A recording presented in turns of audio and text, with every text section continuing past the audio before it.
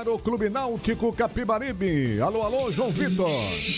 Rinaldo, boa noite. Vamos falar do Timba, que a partir de segunda-feira começa a pré-temporada. O técnico Alan Al chega no domingo e vai passar um tempo morando no CT. Geralmente, alguns técnicos fazem isso. Eles ficam no CT para se ambientar, para conhecer o clube, para saber o dia a dia da instituição, para conversar com os profissionais, para fazer reuniões. E como ele ainda não veio para o Recife para passar muito tempo, ele veio para ser apresentado e foi embora. E tem conversado via vídeo, diariamente, com a diretoria. Então ele vai ficar aqui um tempinho, enquanto ele resolve a questão da moradia, ele vai ficar no CT para também conhecer, não só ele, né? Toda a comissão técnica dele vai passar um tempinho lá para conhecer toda a estrutura do Náutico. Essa passagem pelo CT termina dando uma proximidade maior do treinador que está chegando com o clube, né? Com o grupo. Com o grupo, né? O relacionamento aí já vai ficar mais presente. É interessante essas passagens que esses treinadores às vezes têm, como ele vai ter agora, de morar alguns dias no CT do Clube Náutico Capibaribe. Bom, o primeiro jogo treino já tem data, vai ser no dia 23 pela manhã no CT Wilson Campos, vai ser contra o Sub-20. O outro vai ser antes do Réveillon, mas ainda não tem uma data definida.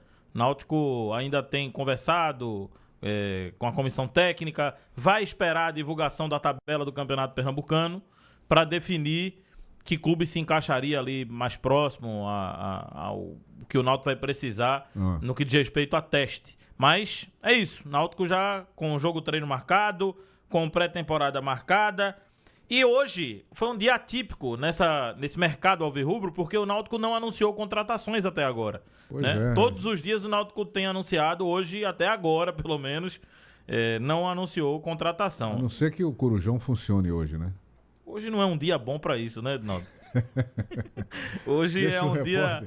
Deixa o repórter descansar, né, João? Hoje é um dia de taças, né? Hoje é uma sexta-feira. Não, é verdade. Geralmente não é legal, né? O clube anunciar jogador depois das 8 da noite. Atenção, assessoria de imprensa. Mas enfim. Segura a onda. Matheus. E o Náutico, então, deve anunciar mais jogadores, porque é ideia da diretoria, Edinaldo, trazer de 6 a 7 jogadores. Tem o Paulo Sérgio já acertado, falta apenas ele conseguir a rescisão lá com a ABC, mas entre ele e o Náutico tudo certo. Vem ainda um lateral esquerdo, um meia, mais 3 pontas. É o cálculo que o Náutico tem feito, porque está precisando. 3 pontas. Agora, essas questões das pendências que tem comentado aqui quase que todos os dias, João. Começar, por exemplo, com o Ribamar. Tem futuro essa negociação ainda? Não. Acha que não? Não. Ele quer tudo de uma vez, né? Não quer parcelamento. Não quer parcelamento. Quer tudo na hora e o Náutico não tem esse dinheiro. Então o caminho dele vai ser a justiça, né? Vai ter que esperar a recuperação aí, né? Judicial, né? Depois, né? Então o Náutico ainda está nesse período em que ele consegue segurar as causas trabalhistas, as execuções, os leilões, está tudo parado em função desse período de 180 dias que o Náutico ainda está vivenciando. Eu sou, assim, você também, da época que o jogador até aceitava dividir o valor e renovava o contrato para receber o dinheiro. Né? Geralmente, quando o jogador tem um dinheiro bom para receber do clube, ele diz, tá bom, eu vou aceitar, vou receber uma parte agora, depois recebo o resto parcelado, renovo o contrato, e aí eu já fico, pelo menos, com esse dinheiro garantido. Mas o Ribamar está aguardando o mercado, né? Então, por isso, ele não tá aceitando parcelamentos. Isso significa dizer, né, João, que praticamente está caminhando para isso. A gestão de Diógenes Braga deve terminar com esse débito para a próxima gestão, né? Acho que não. Acha que não? Acho que não, vai porque conseguir pagar até o final acho que do vai ano? conseguir. Então o Ribamar vai receber o dinheiro dele até o final do ano. Eu acho, porque o Náutico tem uma expectativa boa. Hoje eu conversei com o Rodolfo Moreira, que é gerente de futebol do clube. A gente vai ouvir o Rodolfo já. Mas entre as perguntas que fiz, eu questionei a situação do Matheus Cocão. E ele me disse que está faltando detalhes burocráticos. Então, na próxima semana, isso já deve ser resolvido. Até porque a programação tinha um pagamento já na terça-feira dessa semana. Não aconteceu porque ainda faltam alguns detalhes burocráticos. O Vasco ficou nesse vive ou morre na Série A e por isso atrasou tudo, né? Porque o Vasco só saiu nos últimos minutos da zona de rebaixamento. Então, sofrimento. foi. Então, agora o Vasco vai fazer, e eu até perguntei ao Rodolfo, o valor é algo em torno de 2 milhões mesmo? Ele disse sim. Então, o Náutico deve receber essa quantia aí alta e vai quitar tudo, né? Eu acredito que antes do Diógenes sair, o Náutico vai quitar tudo. Até porque semana que vem, então tem tempo Esse valor de débitos não ultrapassa 2 milhões, né? Não ultrapassa longe não. disso. Ultrapassa não. Deve ficar aí em torno de 500 mil, vai talvez. quitar e vai sobrar alguma laminha pro ano que vem, né? Pra Pois começar o ano, até porque, Edinaldo, pré-temporada é um gasto danado, viu? Claro, você volta com tudo, né? Você volta com logística, você volta com treinamento no dia a dia, você volta com fechamento de contratações, inscrições de jogador que é acaba pra outra caramba, coisa caríssima, né? CBF Taxas e altíssimas. federações não perdoam. São verdadeiros cartórios do futebol, cobram batendo no pescoço. É um negócio impressionante. Bom, e eu perguntei ao Rodolfo Moreira sobre a pré-temporada no que diz respeito à logística, à estrutura, o que o Náutico fez de melhorias no CT para receber essa pré-temporada, Rodolfo. Boa noite. Boa noite, João. Boa noite a todos os ouvintes.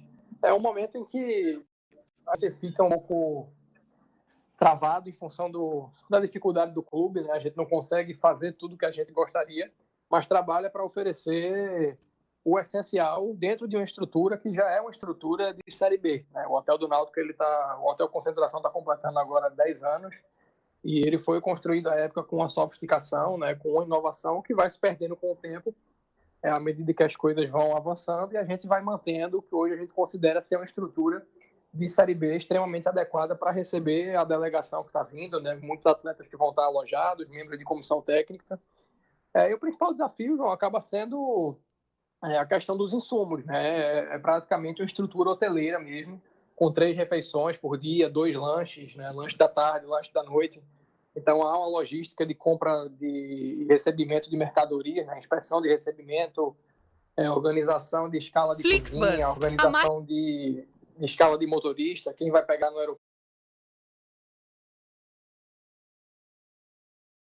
Acaba demandando uma organização, né? Um alinhamento prévio entre todos os envolvidos nessa operação e uma supervisão grande ao longo da operação para que qualquer problema seja antecipado e não traga nenhum tipo de comprometimento das atividades da comissão técnica. Ô Rodolfo, nesse início de pré-temporada, o Alan vai ficar morando no CT ou vai para o hotel mesmo?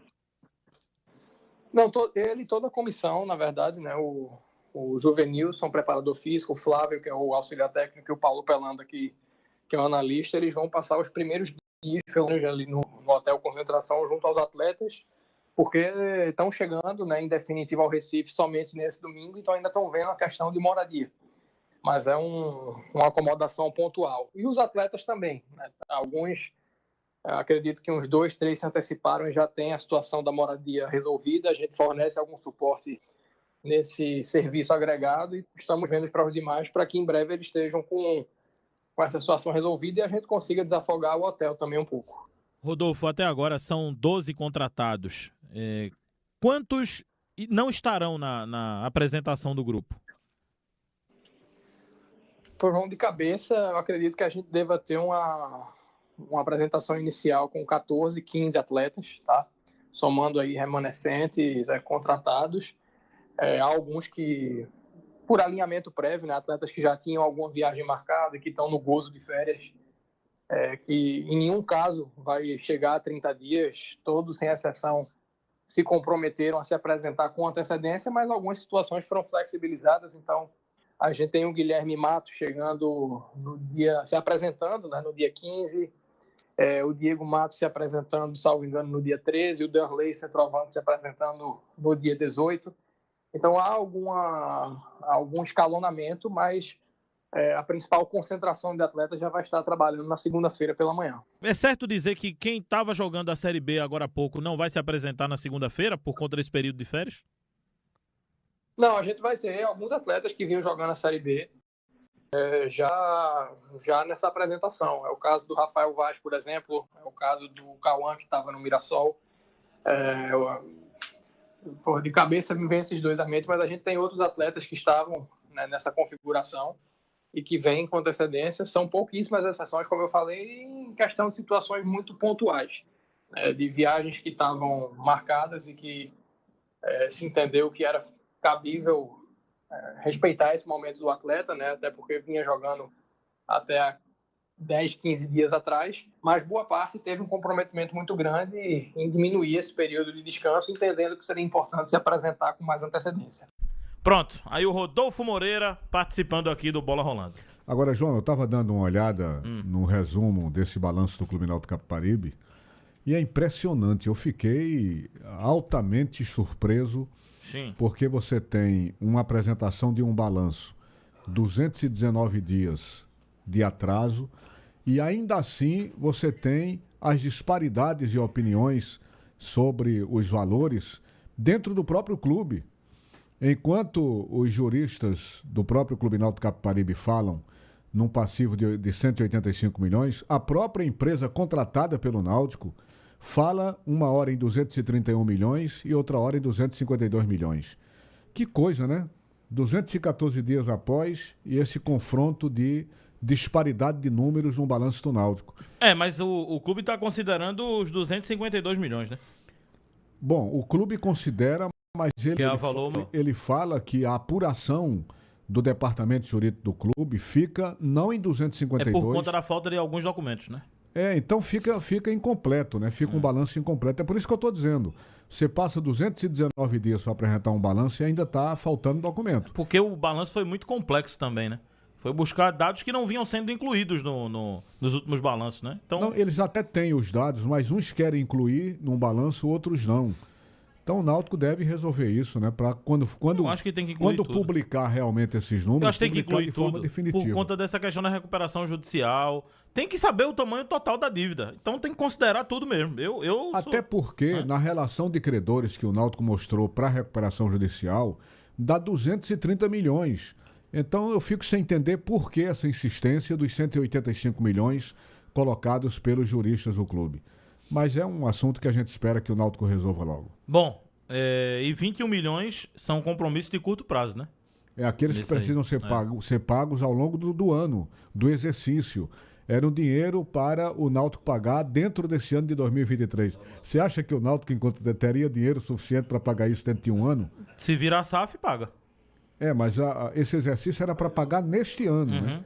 Quando você bota isso no balanço... Por isso que entrou na recuperação e está buscando ser SAF, né? Porque chegou num nível que já ficou insustentável para administrar, né? Nos balanços eles distinguem isso, né? Você tem aquele valor que você pode pagar posteriormente e aquele valor que você deveria pagar no exercício da gestão. O Náutico não teria essa grana, sem dúvida nenhuma. Voltamos já com outras do Timbu. Você acaba de acompanhar